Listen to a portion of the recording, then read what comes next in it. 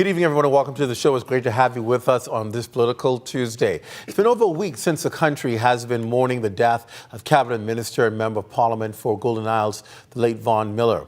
But the question remains, will the government stage a by-election to fill this parliamentary seat months before a general election? The Parliament Chief Clerk provided insight on the constitutional requirements to hold a by-election with our Fern Carey. Take a look. Amidst ongoing debate as to whether or not the Prime Minister will hold a by-election or go straight to a general election following the death of Golden Isles MP and Environment Minister Von Miller, Chief Clerk of the House of Assembly David Forbes says the Constitution of the Bahamas provides useful guidance on the matter. There is a proviso in the Constitution where if a general election is going to be held within 4 months of the time for the by-election, then of course the government can use that option. The election cycle is 5 years, and the government has probably just passed its fourth year. So you got a whole other year in the election cycle. So he will determine whether or not he thinks it's wise to dissolve the parliament a year early, or whether he thinks it's wise to hold a by-election. That's in his sole discretion, because he has more information, and that will help him make that decision than all of us. He's the Prime Minister. Forbes says once a seat becomes vacant in Parliament, the rules governing the process for it to be filled are the same. The Speaker will then inform the Governor General. And now you've got to remember that when it comes to the death, there's a slight difference in that the Speaker has to be properly notified. Doesn't mean that it gets on the news or somebody tells the Speaker. Only the coroner could notify the Speaker of the death of somebody. You may have a hurricane, you can have all a number of things could be happening in society, there could be an instability, all sorts of stuff. You want to make sure that when you set a date for an election, you can actually hold that election. The Chief Clerk indicated that before a writ of election is issued, all of the major players are involved, including the Speaker of the House of Assembly, the Governor General, and the Prime Minister. And once that is done, the Parliamentary Registration Department will then take over the conduct of the election. For the Bahamas Tonight, I'm Fern Carey. Well, House members return to the chamber tomorrow after a long summer break. House is back in session, and it's expected that proceedings will feature tributes to their colleague, the late Von Miller, who passed away during that period. Now, the Chief Clerk confirmed that the Cabinet will decide Wednesday's House of Assembly agenda.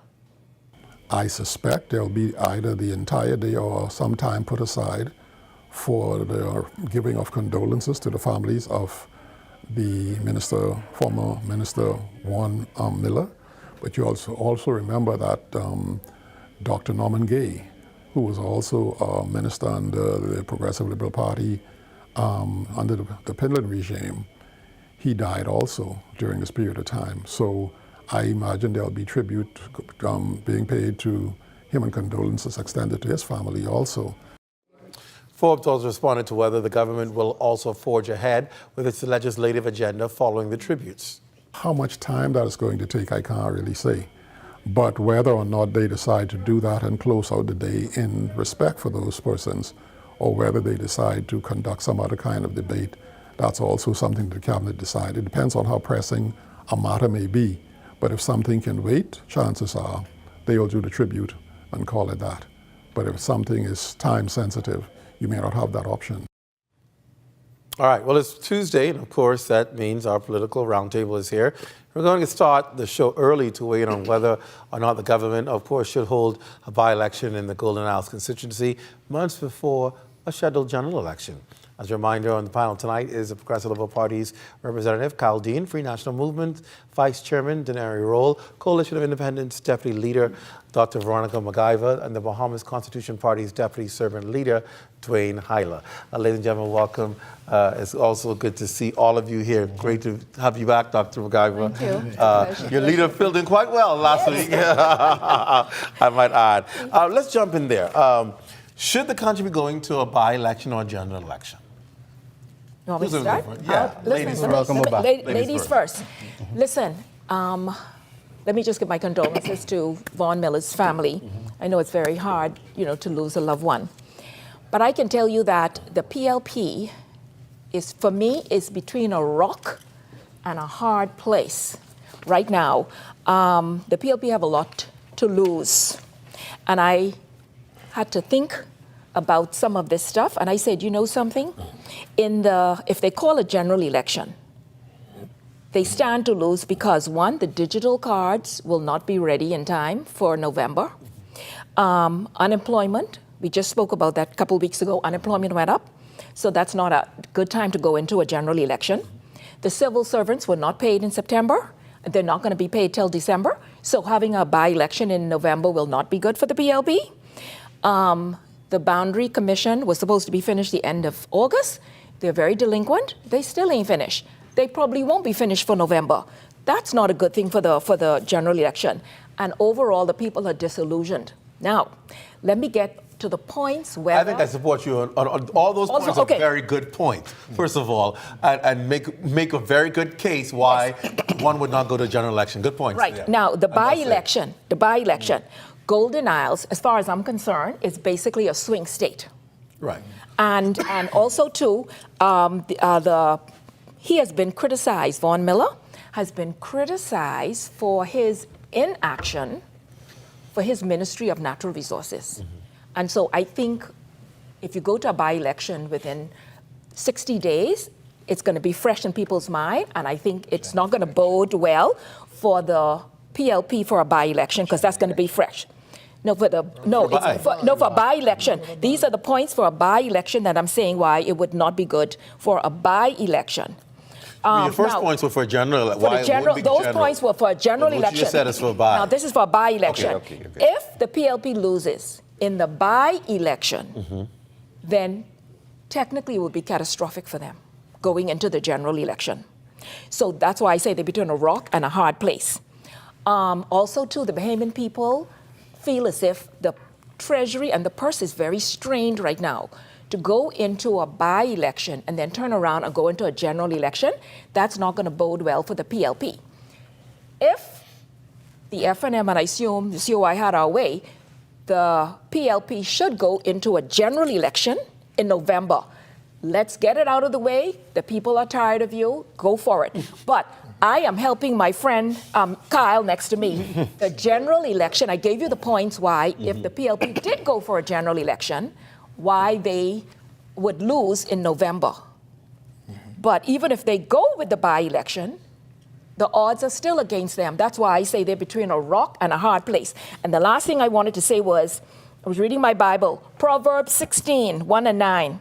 We make our plans, but God has the final word. True. See, the PLP they thought they had everything in place, but they don't know that something can happen and God could change things just like that. And so they have to be cognizant of that at all times. And let me listen to what the chief clerk of the House said. If you have a 4-month period when you're going to call an election, you don't have to go to a by-election. So that means the government could possibly have up until January, the end of January, to call that election if they wanted to call an election and not have a by-election. Now, that may seem to be a better time. Why? Because December, Christmas, the public servants would have gotten paid. People are not generally happier during the Christmas season where they were with family. So circumstances might be a little different, and earlier in the year might begin to look within that 4-month period. It might be an option. What say you? Correct. So, good evening, Bahamas. Good evening, my fellow panelists. It's always a pleasure to be in your company. But I'll start right on that point, Clint, since you was last on that. In my view, I think it will be best. I think this is my view that they should go into a general election, and because the Constitution it speaks, if they don't call it by November, the by-election, they only have 4 months. So by the end of January, they are mandated through the Constitution of the election. And one of the things, like you said, you have to wait until such time because you boo-booed on paying the civil servants. That's a big boo-boo now. And if you would have to make it your mandate now because you're going into another budget to ensure at least they get something and that money they owe to them and coming to the Christmas extra happy, like you say, at least that'll be a little brownie points for them to say, okay, they actually did something right before election because, like Dr. MacGyver said, the Bahamian people are disillusioned. It's very hard. Honestly, right now, I would not want to be in the Prime Minister's position. It's a tall order. It's really going to be a lot for him or a hard decision to make. But ultimately, the state of the country, it feels like everything is just on the collapse. everybody between, kind of like they say the unions are happy and whatever like that, but you see unions continuously in the media saying, you signed this, but you're not honoring this agreement. We look like John Canoe is still in the uproar. John Canoe within the next 2 months, and we seem to look who running the parade. Is it going to be the NJC? Is it going to be the JCMP? And then we have teachers on a fallout now. We had 40 just announced last night. 40 teachers resigned since September. So a lot is not going good for this government right now. And so, well, to clarify, they didn't resign since September. Many of them resigned prior during the summer. So yeah, going into the active. new school year, they just dropped. I thought it was September too. And when Belinda Wilson came on last night, she clarified. Yeah, she clarified it. Yeah, thanks for that clarity. So it's just that so much things is going wrong for the government right now, and to have to make such a decision, I think it's going to be tight. I personally feel like they're going to go into the by-election. The PLP likes to spend money. They like to party. One thing they get is having a good time. If you were the one who had to advise Michael Pintard what he should do, what would you advise him? Would you advise him to run somebody in the by-election or to sit out of it if it was you personally advising him? Well, if I would advise them, I would actually just speak specifically to that candidates, get their feedback, because ultimately it's about them. And the FLM is bringing a team. And that's why I think we're going to be that much better, because we have a dynamic array of individuals on the team who are serving in their various interests, which will bring, bring it all together. And so a chain is only as strong as his weakest link. I would have advised him just to speak to the candidate and ask him specifically how do he feel about it. But Brian Brown is our ratified candidate. You get his feedback. You ready? Are you interested? Do you want to go? If he says no and he wants to sit out, do you think that'll impact the FNM's chance if the FNM decided, we're not going to run the ball, we're not going to waste our money on this, we're going to wait for the thing? Do you think that'll impact the FNM? No, because firstly, for me, if he decides that he doesn't want to go and he's the candidate, that doesn't change anything. And the reality of the matter is, in my view, within the next 6 months, we can have a general election any which way. Correct. So he'll have more time to show the people that, okay, I'm putting my resources, I'm putting my time into the big dance, the general election. I don't want to waste time with, not necessarily waste time, I don't want to fill this void right now, because in our view, it's only going to be for such a short time. Couple months. He will be able to speak to residents and engage them on, here's why I sit out. And I think this makes more sense, because rather than spending the resources just to get the election, let's focus on the big dance. It's alleged that seat is going to get cut anyway. We might have some shifting going on in there. So it won't be the same. It wouldn't be the same boundaries and stuff like that. Yeah. So I feel like it would make sense if he said that. It wouldn't hurt him at all. It actually betters his chances, if you ask me, and they would see that they have a candidate who they've known for quite some time now who is serious about serving them. Before I come to this side, I want to see what the COI would do. Would you run a candidate in a by-election that's months before a general election? Yes, I would. Why? Now, hold on. Our executive is already in discussions. We now have to present it to the council to make the final decision by next week. But we are ready. In the event the council says, yes, let's go, we've already ratified Brian Roll. So we're ready to go. And it's just up to the PLP what they decide. I already gave you my points. The PLP is between a rock and a hard place. So either way, the PLP is going to possibly lose. They have a lot to lose. I'm telling you, Kyle is here pointing at me, but yeah, PLP have a lot to lose. So we're ready. If it's called upon, we're going to go. And if the FNM don't want to step forward, we'll move. We'll move in. We'll move in for the kill. Let me start off with this. I remember vaguely former Prime Minister Hubert Ingram making a statement that you don't challenge the PLP in a by-election because you surely lose. I mean, the record has proven the last 3 by-elections, the PLP has won. Let me say this. That's true. In recent history of by-election, the PLP has not lost. Right. We 3-0. And whenever the by-election is called, we will be 4-0. Let me share this with you. When we had a by-election in West End, we won it again bigger than we did at the general election. That is a testament that the PLP machinery is nothing to toy with. You could throw around dates, you could play with your words, but when that machinery turns on, everything in the middle gets crushed. So, Brother Clint, I would tell you this. I believe we should go into a by-election. I believe that the PLP doesn't have as much to lose as they say. I want to remind them, because I hear them calling of 6 months election, 3 months election, 4 months election. let us remember that the election was called September 2021, which means election is not scheduled until, it's not due until a latter part of next year. So there's 6 months and 3 months and 4 months you're all thrown out there. Yeah. Unless you're the prime minister, you can't speak to the dates. Let me also share with Dr. MacGyver that their leader Lincoln being contested to West NC and got the brakes beat off of him by the PL. No, he did Come not. on, man.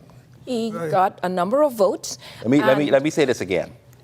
He got the brakes. Let me beat. It was so bad No. that the PLP won the Polar Division at 8 Mile Rock, which was something that they had never won before, which is considered F&M territory. Listen. Listen to me. Listen to me and listen good. I have to talk to you. Do not contest the by-election because we'll embarrass you all a second time. Well, let me say something to him. Let me say something to him. When he start talking about when the PLP machinery come down, that's the problem we're having in this country. It's that machinery. It's buying people out. It's not dealing with the issues of the day. And let me tell you something, young man. We are in a new dispensation. Kyle, I call you Kyle. We're in a new.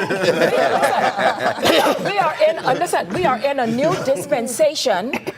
When that machinery, the people are waking up to that machinery now, and it's not going to work anymore. Well, you understand that? I understand you, but Okay. let me share this with you.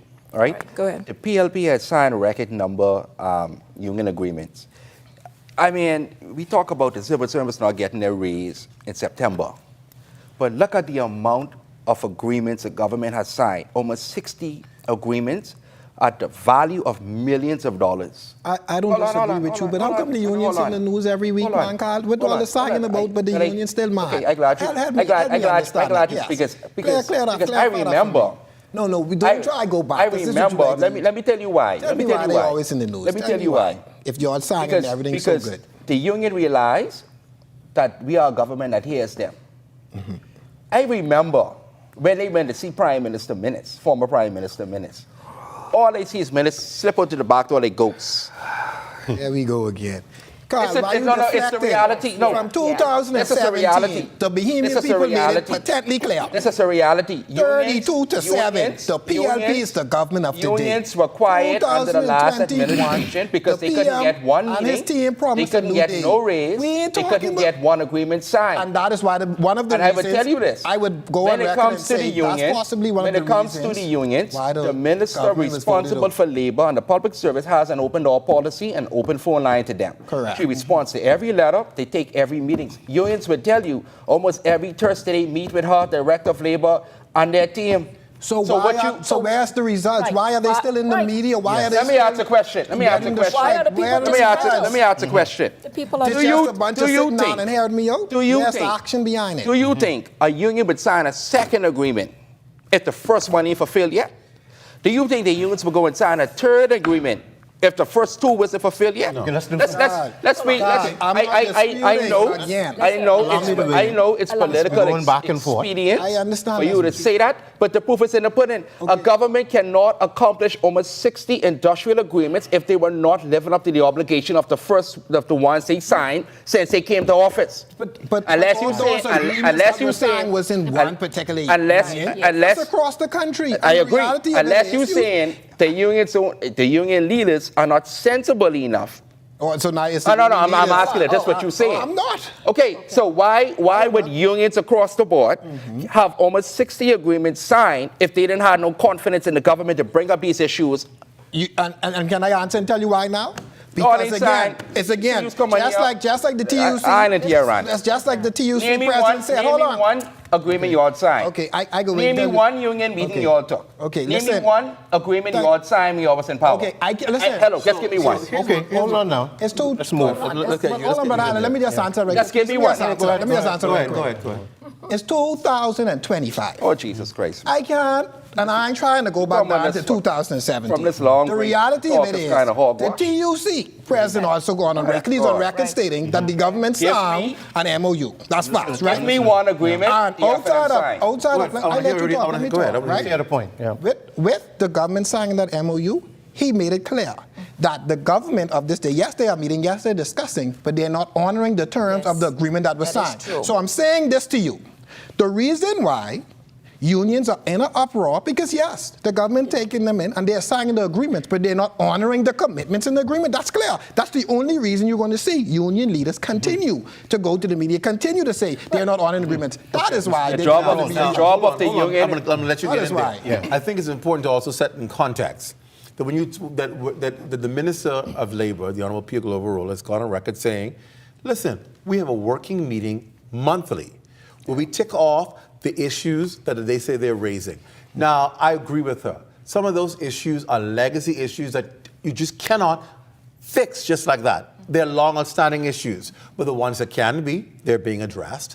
The ones that are decades old will take some time to fix. And that's why they had that working meeting every month to address those.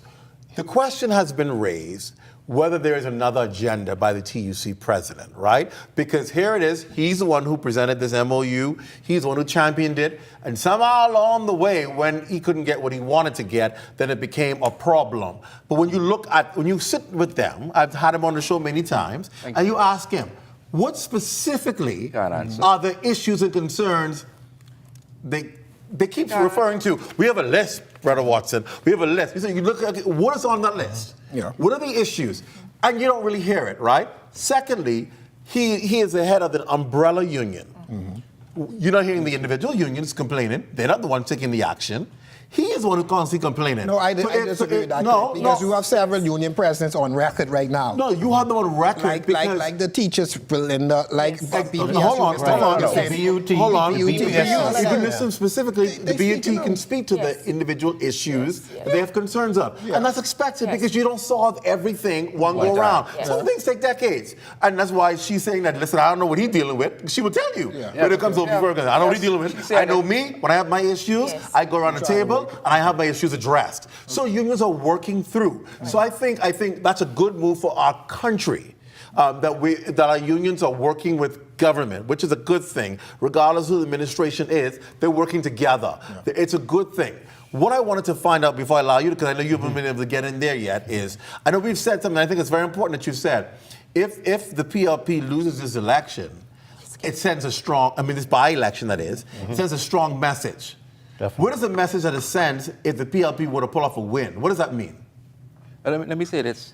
Clint. Go ahead. Brother Clint. I don't think the PLP is in a lose situation. Let me tell you why. If the PLP wins, it shows that they still command the support on the ground. Never mind Facebook, never mind the media, never mind Facebook and all these other stuff. The PLP still commands the majority on the ground. If the PLP loses, right? If the PLP loses, it gives them an opportunity, because the election is not due until the latter part of next year. It gives them an opportunity to show up their base, take care of their supporters, hear their concerns, and be able to pivot enough in order to position themselves to win in the next general election. So that the next election is not in 6 months, like Brother Nari said. It is not in 6 months. It is not in 4 months. We know that Loroda just said that the PLP and F&M base has been drastically reduced. It used to be like in the 40 percentile, 40-something percent about 40, 50 years ago. Now the PLP is down to like 27% and the F&M is 22 or vice versa. So they Although we're not sure yet where those stats have come from. The PLP, listen, I didn't say it. The PLP said it. Blame the PLP. Again, unless we can verify those stats, it is difficult to say what somebody is quoting. Because then you're saying that only 44% of the country supports two of the major parties. Then if that's the case, we're the 67% support. No, don't forget now, in the last general election, the PLP won with 34%. They didn't even have a mandate to govern us. Right, but it doesn't mean that people who didn't vote didn't support a particular party. It just means they didn't vote. Right, there was which is different from supporting a party. Yeah. People will tell you, oh, I'm an F&M, but I didn't vote. I'm a PLP, I didn't vote. Yeah. People will tell you that. Yes. But it doesn't mean they don't subscribe to a particular party. So I think why would they be disillusioned and not want to come out? So when you say if the PLP win, we have to look at the analysis to see who was motivated to come out to vote. Good. All of those analyses have to be taken into a point. I know that if the COI decide that we are going to go out, we're going to energize our base. We're going to do what we have to do. And who ain't ready just ain't ready. I'll give you a chance. I've been listening to all of what has been said, Yes, and right now, the Bahamas has always been a country with a high voter turnout, in the high 80s, 85 to 90%. The PLP and the FNM need to wake up. They're saying because of the hurricane during the last election, it was a low voter turnout, right? Dorian. But even before that, though, COVID as well. Just clarify, because I want to make sure we stay on facts. Yeah. The election before that It was declining. Yeah. was declining. It was declining. And if you look at the statistics throughout the steady region, decline. that happens all around the region. Jamaica's voter turnout was extremely low. was extremely low as People well. are just becoming disenfranchised and not participating in democracy anymore around the world. Because something similar is happening. There's a lot of secrecy in the deals. There's a lack of But that's not payment. participating in democracy. I would think, and that's not a good thing. I would think that with declining voter turnouts, that it becomes a good thing for other parties, alternative parties, Right. if people are shifting their vote. Right. But not choosing to vote at all is a whole different It's a issue. problem. Because it means to them that while they're dissatisfied or unhappy with perhaps either of the main parties, they're not prepared to give their vote to an alternative party, so they prefer just not to vote. And that's concerning, because the question ought to be now to viable options. Why are we not preparing to be a good alternative to voting for mainstream Well, parties? I can say to you, the COI is a relatively new party. We contested 4 years ago. That was our first time. Right. And we had 6 weeks to prepare. This time, we're going to have much more time to prepare. And as long as there is a shift in the right direction, democracy is at work and the people are waking up and moving in the right direction. What do you think hinders the COI from getting the kind of rapid support it perhaps could be getting, even though it's getting support? What do you think is hindering the COI from getting the kind of traction that maybe it needs from people who are members of maybe existing parties? You want me to tell you what I think? Yeah. I think that the mindset has to be changed. Don't forget now, we were in a colonial era for so long. The PLP and the FNM has taught our people, we're going to buy your vote at election time. We're going to put money in a T-shirt, and that's what we're going to give you. But now we have to change the mindset of our people, and that's what COI is doing. We're trying to show them that, no, don't take the $500 in the T-shirt. You're only going to be able to buy groceries for 1 week. Right. We want to give you your natural resources. We want to be able to teach you financial literacy. I'm glad you raised Yes. that. I'm glad you raised that issue. Yes. Because here's what a lot of people say when they deal with COI supporters. They're bullies. You go online with them in a conversation, if you don't support them, they Accusation. attack you. They Accusation. call you Yes. everything Hold on. possible, No. and they bully you. And I was a victim. And I'm wondering, No. how does that No. attract? Let me- how does that no. attract people Let me- to you listen. when your supporters are very Vicious. anti No, anything no, else? let me- Like I saw a thread. I saw a thread. I'll give you an example. Wow. I saw a thread that some lady that put up in a group, and someone commented under it. And it was not supporting the COI. And the person was like, well, why would I support the COI? No, I'm not doing that. And supporters came in and they tore her to pieces. You crazy, you stupid. You're not sitting with y'all. Y'all be like this, Lord. y'all be slave of Hold your on. life. Now, and I'm Clint. thinking to myself, how Clint. do you win supporters Clint. when you're Clint. bullying tactics? Can I tell you something? Please. What I'm hearing from you, it doesn't make a whole lot of sense because It doesn't? No. Let me tell you why I say that. I'm telling you as the host. You have a big base. You may have 1 or 2 persons who go out there and bully people like in school. That doesn't mean that all the children are bullies in True. school. Very true. So you may have 1 or 2 out there who might be very aggressive, very strong. Very but I true. can tell you one thing I have learned. COI has dominated social media. And the PLP and the FNM know Correct. that. Correct. And the TV stations and the papers, I hate to call them dinosaur papers, they are realizing now that more people are into social media than look at the dinosaur newspapers. So I just want to say that we are dominating social media, and perhaps a lot of people don't like that, and so they try to look for the negative in it rather than the positive in it. And so that's my story. I think- We're going to go break. We'll come right back. Okay. But I'll definitely say you're a breath of fresh air for the COI. Yes, I'll jump and jump very on that after the encouraging. break. We'll be back after this break. Stay close.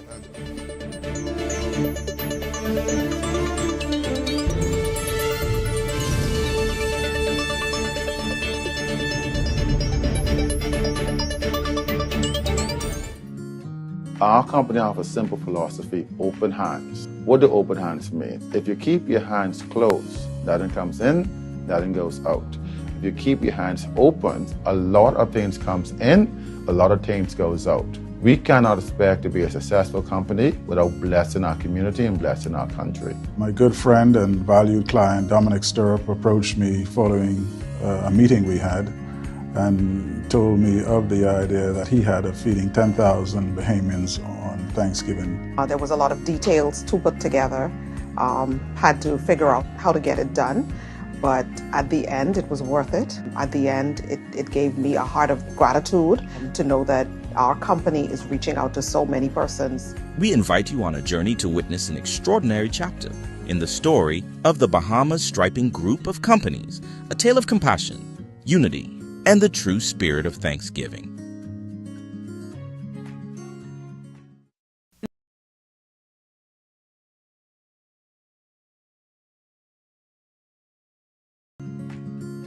Our company has a simple philosophy, open hands. What do open hands mean? If you keep your hands closed, nothing comes in, nothing goes out.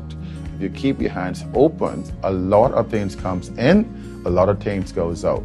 We cannot expect to be a successful company without blessing our community and blessing our country. My good friend and valued client, Dominic Stirrup, approached me following a meeting we had and told me of the idea that he had of feeding 10,000 Bahamians on Thanksgiving. There was a lot of details to put together, had to figure out how to get it done, but at the end it was worth it. At the end it gave me a heart of gratitude to know that our company is reaching out to so many persons. We invite you on a journey to witness an extraordinary chapter in the story of the Bahamas Striping Group of Companies, a tale of compassion, unity, and the true spirit of Thanksgiving.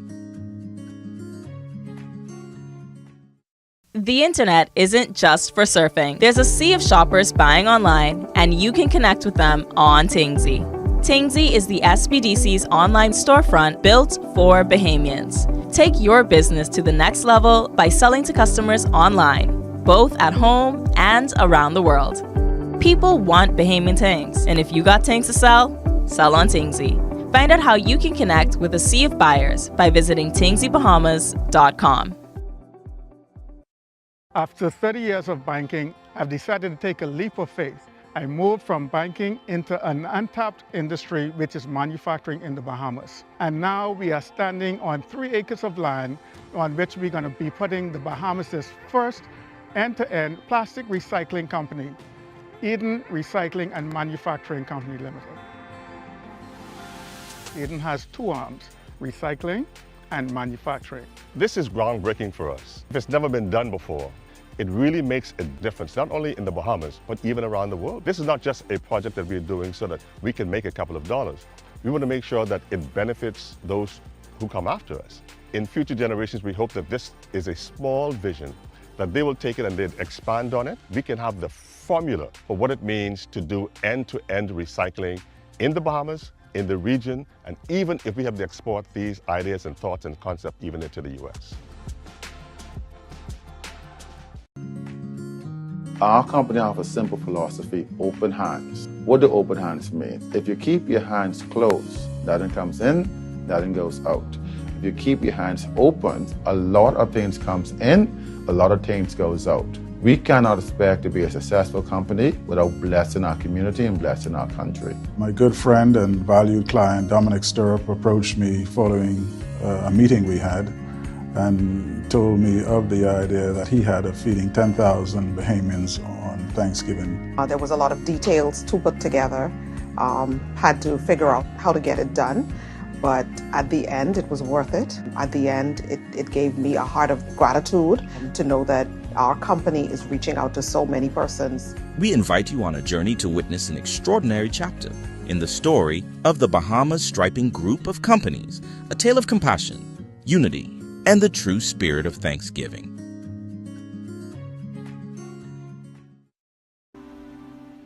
Mailboat service is a critical service to the islands of the Bahamas. Certainly, Andrews has always been there and dear to us. That's where we're born and raised. And so we play a crucial role in advancing the growth and development of Andrews. Customers want service and they want consistency. From the start, that's been our commitment. We work to sail on time every time. Our customers have come now to expect this from us. And one of the biggest challenges we've had was finding adequate funding. SPDC from the very start has been a lifesaver. My advice to young people, if you have a vision, a passion, an idea, go for it. Don't give up. It's not easy. If it was, everybody would be doing it. Be consistent and you'll get there.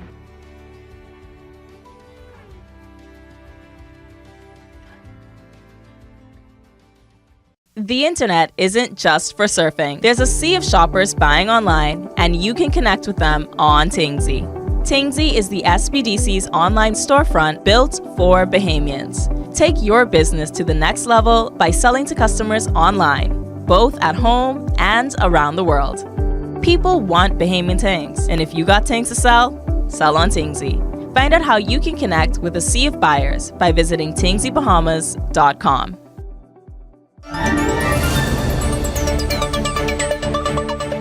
So, welcome back to the show. We've been having a discussion straight through the commercial break. It's been intense, right? And I got to read my comments. I appreciate my people on the line stand. Wesley Butler, I'm going to read his comment. He says, because we were talking before the break about the bullish sometimes acts of the COI, some of their members. And Wesley Butler says, the PLP got a whole minister who says coalition of idiots. But the COI people are the bullies? All right, then. He makes a good point. But let me Wesley, good point on that one. It's true. We can't demean or belittle any movement, Yes. and then we could criticize a movement for responding in a certain kind of way. Hold on. It's called gutter politics. I have never seen the Minister of Foreign Affairs get so low in all my life. I cannot believe. Many years ago, that man was very diplomatic. I don't know why he has gone into gutter politics so much. I said maybe he can't be losing it, eh? Or is he frustrated with something? But he has gone into gutter politics big time, and it's wrong what he's doing. And go ahead. Oh, I just want to touch on that point. I don't disagree with Dr. McGyver, but for me, two wrongs don't make a right, right? Right. And Wesley does make a good point, but it doesn't change the reality that the people face. Clint, you was asking what you think or what the feed may be with the COI in terms of why they losing support. Right. I mean, their leader, to me, he is like a fairmongerer. You know, he was in the village and he's shooting off the gun and stuff like that. That is like almost in a sense fair-mongering. And so when you look at the supporters that, you know, disagree or you have a different view, most times they angry. And what I think the COI supporters, I mean, which is fine, they support their party and that's right. Everybody have a right to support their party. But we could have sensible discourse because like Doc say, we have to get beyond the gutter politics. So if you want someone to follow your vision and believe in what it is that you bring in, it's okay to agree to disagree. You could share your view without calling somebody a Haitian, or you could share your view without calling somebody stupid or you're all retarded, you all been following these governments all these years or whatever. Everybody have a reason why they do what they do.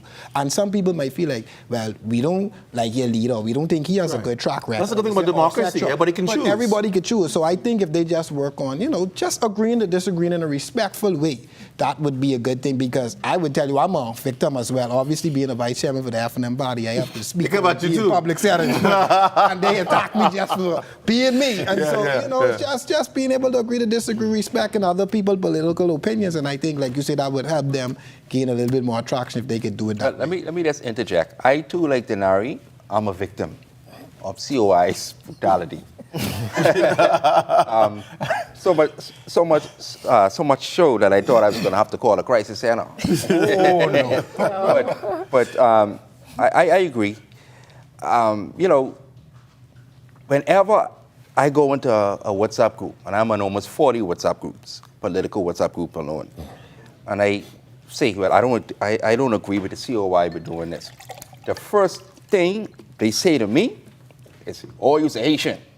You come here on the boat. Your family's Haitian." And for me, I'm like the question I always ask is, so because I disagree with a policy position, that makes me a Haitian? Right. I believe when you present this kind of image to right-thinking people, I'm going to say, you know what? There's a band of non-intelligent people, with the exception of Dr. McGavin. She's my favorite COI. Listen, I've told her that. Take that back. Listen, okay. let me say No, this. hold on. Carl, you cannot get by I'm with saying, that. Dr. McGiver, No, you please can't. hear me in the context in which I'm speaking. I'm not saying that they are like that. Get it right. I'm saying, get it right. When you begin to do that, when you move away from intelligent conversation to gutter politics and the name callings because someone disagrees with a policy, the way you present yourself repels intelligent people. It needs also to be desired. I'll tell you, I saw a statement by one of the candidates of COI, and I have always respected that person all my life. I know them personally. But they put a statement on Facebook when Minister Millard passed, and it was a long dissertation, and then they ended up, the bottom line, what they were saying was that a second minister died under brave administration. The PLP need to repent because God dealing with them and they need to repent. That's like Kyle Mills. And no, it was a female, and I was so shocked that she would word that and say that. And I saw the post, but when I went back, I said to myself, I want to make sure I go back by that evening to check, to see the comments.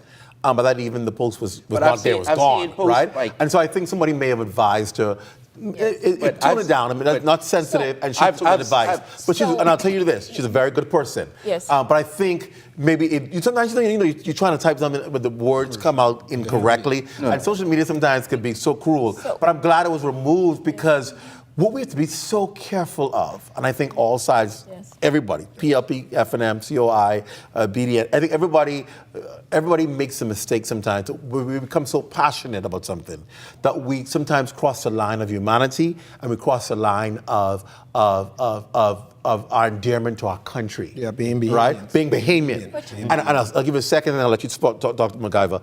And the second, I saw somebody from the opposition posted a picture of the UN when the Prime Minister spoke and say, look at this room empty. And people were making fun of it and saying, oh, this man who say he got the attention of the world, but look at the UN, it's empty. Now, here are a couple of things. I've been covering the UN for years, right? The UN is always empty. The only time you will get a full room is if you got the US president or Israel president or something like that. It's always going to be empty because people are busy doing a lot of things. There's sessions around the clock. But people physically in the room don't mean people ain't listening because they're in every room with headsets on. Your message is being translated on live broadcast all around the world. But for Bahamians to want to make fun and to say the room empty, like that's good brownie points, that doesn't speak volume for you as a Bahamian. No, but because why would you want to gloat and say the room is empty? I'll go on record and say I was one of them laughing too. And here's why, Clint. Again, I would laugh and I support it. Here's why. You have a prime minister who's $58 million in travel. Right. He comes back instead of telling us, hey, I've been away and I've brought back $20 million in investment from this trip. I've brought back this proposal, this what Bahamians are going to get. No, he comes back and say, I'm in high demand. I'm the champion for climate change. Everybody loves me. Everybody wants to hear from me. So when you come back and you talking like that, we are expecting to see it on the world stage. And so if we don't see that, it's on the world stage. If we don't see that type of support, if you look and listen to how many people viewed, how many people watched, and look and listen to how many people in other forums have made reference to him, I think it speaks volume. Now, I'll say this.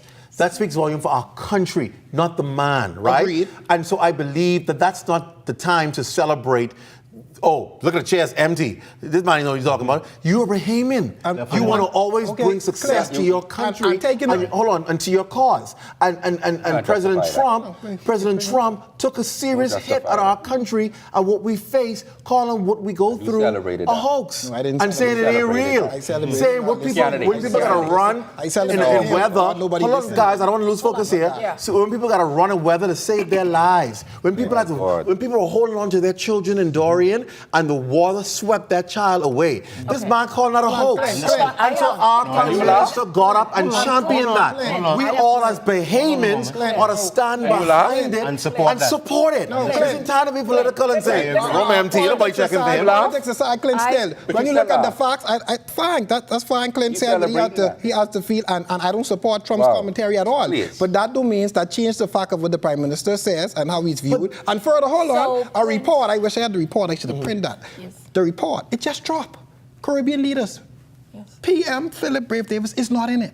He did not make the top 5 in the region. They just dropped the report. He did not make the top 10. Because I remember when the report came out, and me and Martley, Andrew Olis were in the top 3. Yes, but right now, as we speak, he is not there. He is not there, Clint. He is not there. That's fine, but you have to look and see based on what. Clint, right? He is not there. That's a fact. I'm not way feeling I'm being political. He's not there now as we So what does speak. that mean? So listen. What does that mean? Has minister ever been? What he is saying is not did so. the last prime minister ever make the top 5? Clint, you scaring me now. Hold on. No, I'm saying that because. Me. Let me ask. Here's why I say that.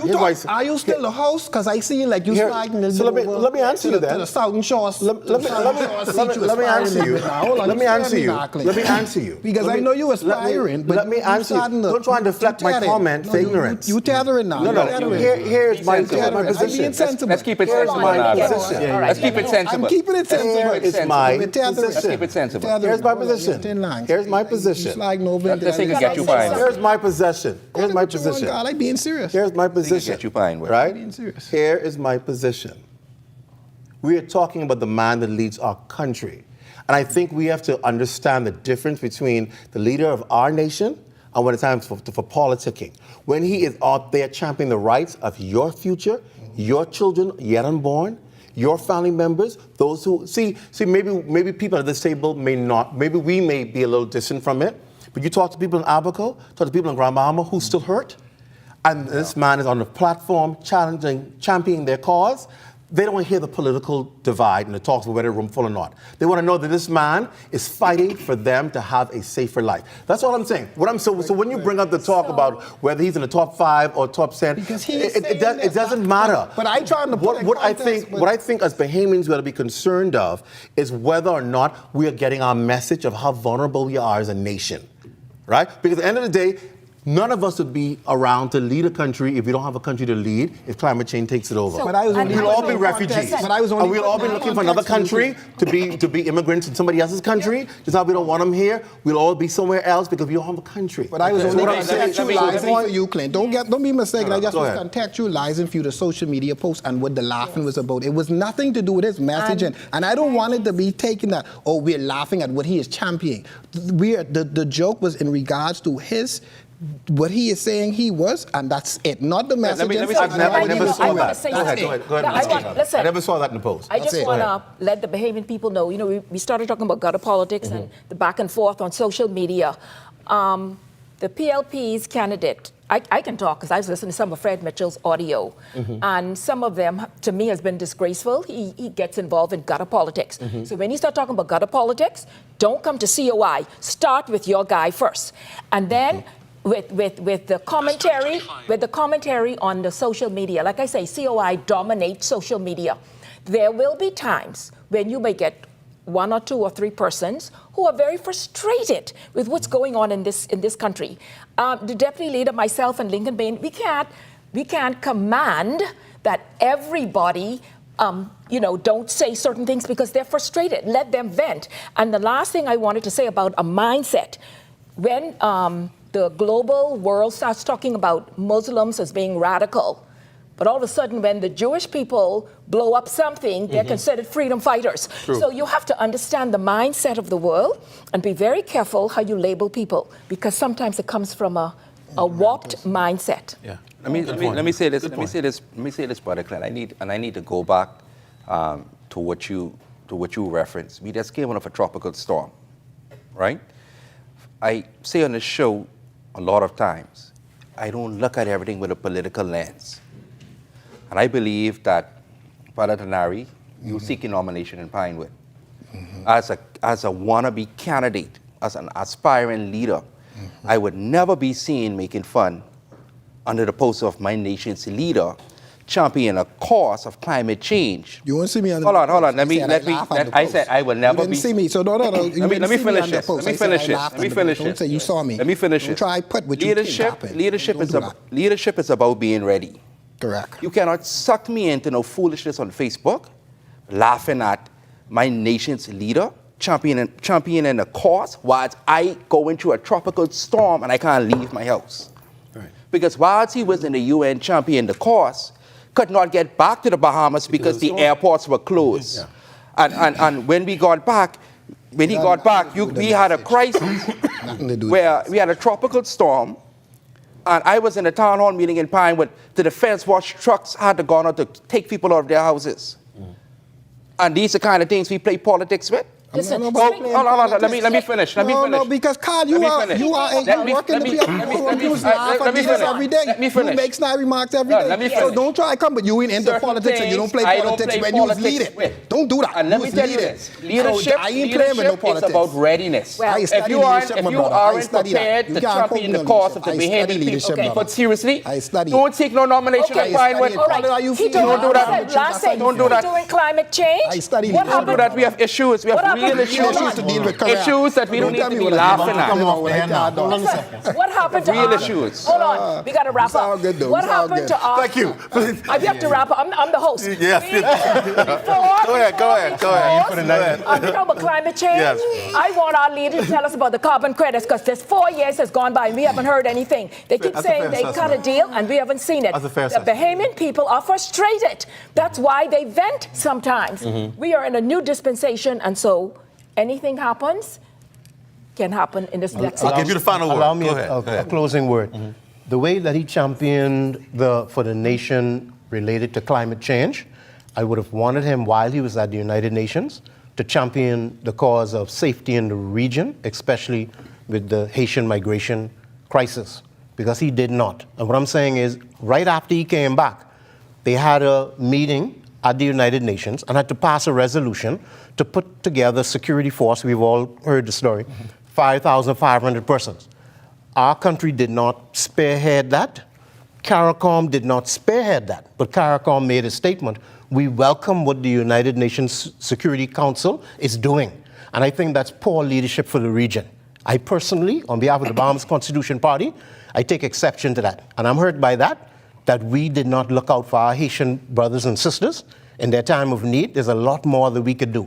And I'm hoping that we rise to the occasion and be more involved. Not necessarily, I'm not saying boots on the ground. I'm saying influence and negotiate so we can have a better life and we don't have to experience what we're experiencing. All right, we're going to leave the rest of the topics till next week. We got to one topic tonight. We'll leave the rest of the topics next week. As always, thank you all for coming on tonight. We appreciate it. That's it for the show. Be sure to stay locked on the Saturday Network for the Bahamas Night at 11. It's a final. Good night, everybody.